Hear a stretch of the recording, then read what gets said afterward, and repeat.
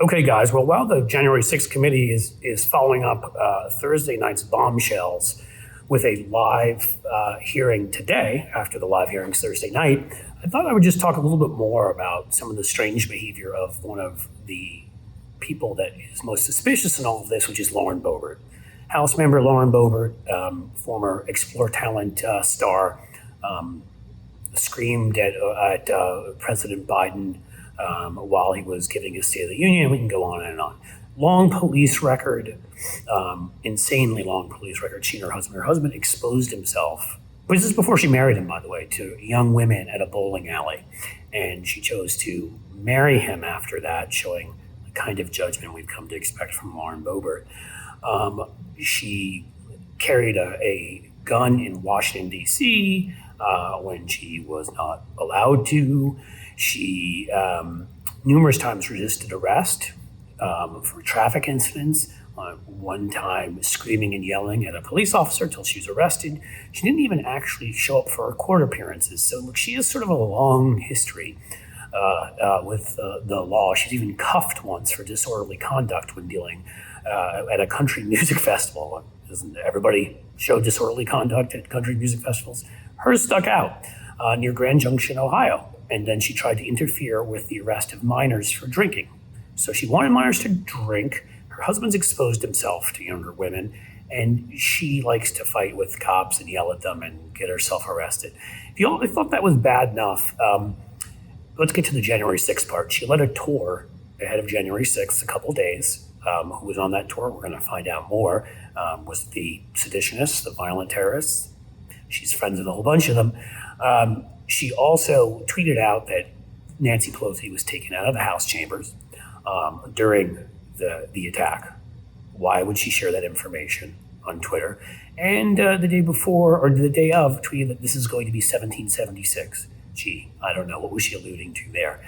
So clearly she knew there was something big was going to happen that day, and seems very much to have been in line of it's going to be a revolution. Not the kind of behavior you necessarily want from a congresswoman. More recently, it just gets more bizarre with her. Okay, we got treason potentially. We got husband exposing himself, her fighting with police and everything. She actually congratulated and thanked Donald Trump, saying that how nice he was. I want to tell you a story about his generosity. This was at a rally, by the way, about how kind he is. She said of the former president wearing a MAGA hat. Even not liking germs, President Trump shared a bowl of popcorn with my son. I know where my son's been. I wouldn't even share a bowl of popcorn with him. So she wouldn't feed her kids. I don't know if that was meant to be a joke. And you might take it as a really in poor taste joke, except for what we've now found out about Lauren Boebert.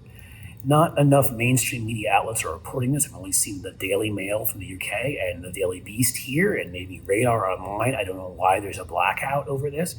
But it seems now there is evidence that she was driving a car, a Jeep, and there was an off-roading accident right 2 weeks before the primary in 2020.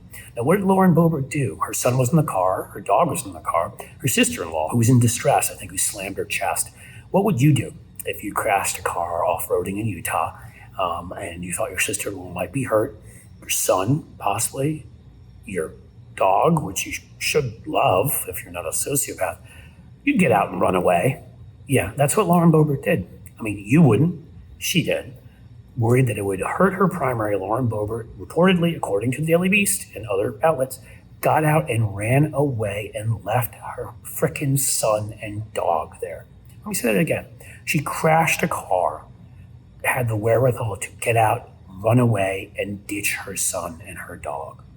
She then pleaded with her sister-in-law, and this is a former sister-in-law now, so I'm guessing this is where the information's coming from, to not report it, which she didn't at the time.